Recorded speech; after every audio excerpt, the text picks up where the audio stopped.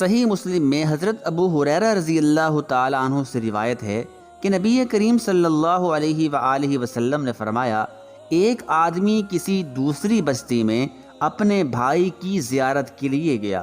اللہ تعالیٰ نے ایک فرشتے کو اس کے راستے میں بٹھا دیا۔ جب وہ شخص وہاں سے گزرا تو فرشتے نے اسے روک کر پوچھا، کہاں جا رہے ہو؟